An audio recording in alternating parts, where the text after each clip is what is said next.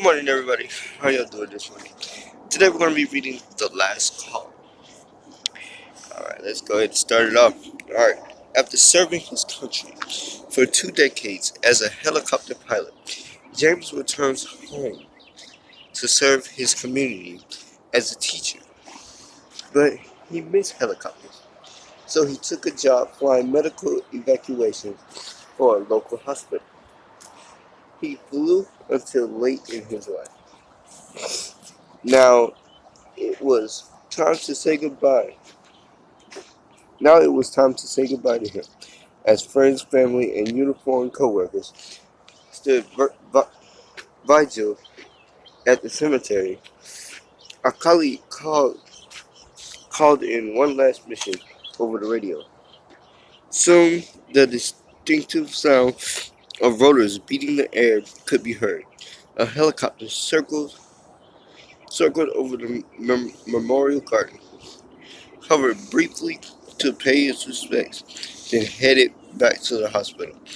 Not even the military personnel who were present could hold back the tears. And this is by Tim Guffistan.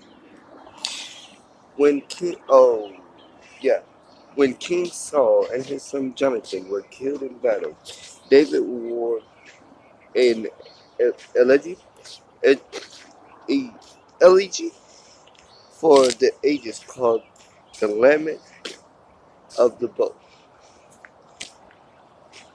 Uh, a gazelle, wait, Samuel 1:18. A gazelle lies slain in your heights. He sang,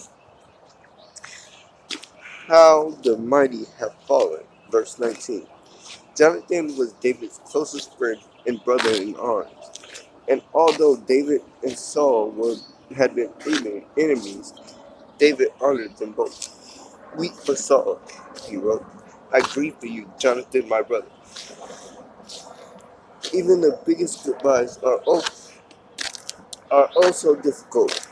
But for those who trust in the Lord, the memory is much more sweet than bitter, for it is never forever. For it is never forever. How good is how good is it when we can honor those who have served the others? And today, I'm gonna leave you off with this. Lord, we thank you for those who served their communities as first responders. We humbly ask you for their sake. So this story was basically talking about this man named James and his role as a military personnel, and so yeah, and this I can relate to this, and I know you guys hear me a lot when I say this.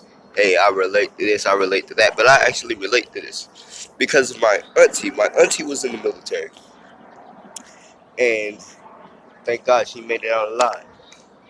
So no, I can't lose another family member. And yeah, so and every day I pray. I be like, thank you for my auntie and her role. And I think if my memory serves me correctly, I think she was just like James. I think if my memory serves me correctly. But guys, basically, what this is saying, just thank your veterans, man. And I have quite a few veterans in my family. My aunt was, I think, some type of technician. Then my grandpa, he was in the military.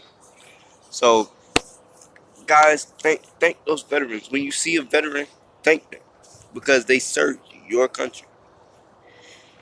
So, guys, I'm gonna leave you all with that, and I'm gonna see you guys in the next one.